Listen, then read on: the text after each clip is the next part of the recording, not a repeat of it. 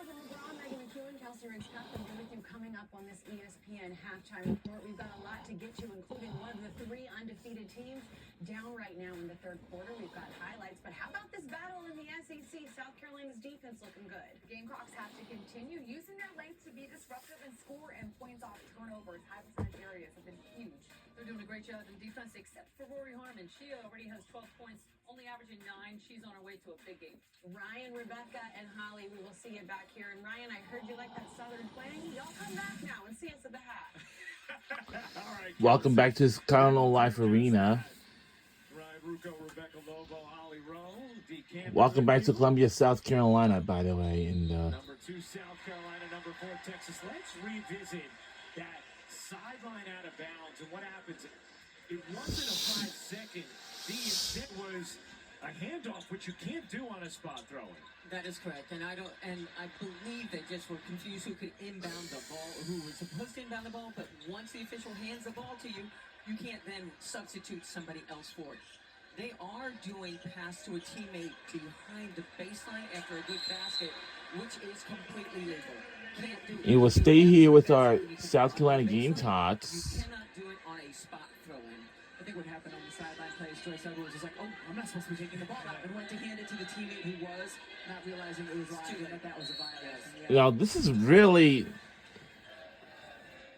Knocked away by Carlton, and It will stay here with our South Carolina Gamecocks. sloppy first half.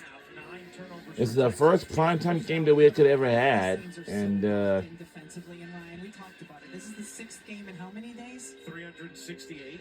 These teams, safe to say, know each other Yeah. very, very well. They're great at scouting defensively anyway, both of these programs, but this is kind of what happens when you get teams that are this familiar with one another. Edwards can't get it to drop, and Cunningham the rebound. Under 4 minutes to go in this first half. Texas is actually shooting 50% from the floor, but they have the 9 turnovers.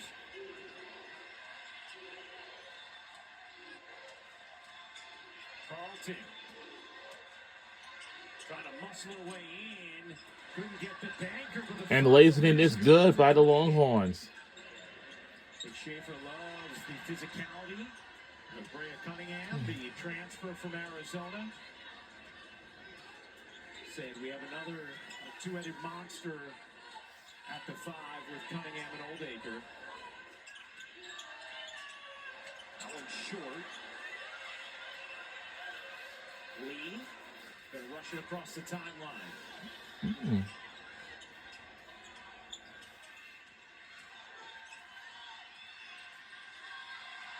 Taken away.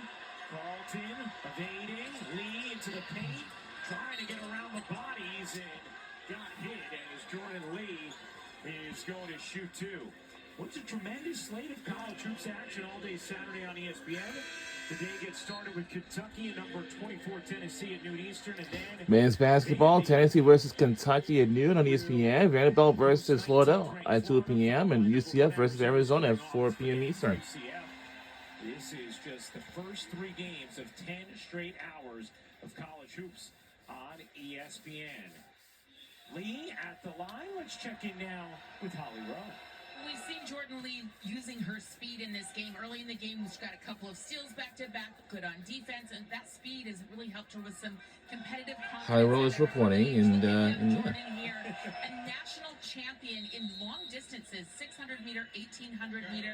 She said, that's where I got a lot of my competitive confidence early in my life, that I knew I could be good at something. We got to use our first time out of this game for our South Carolina Gamecocks. Holly, terrific stuff. We'll be back in 30 seconds. We'll be right back here on the other side. Don't you go anywhere.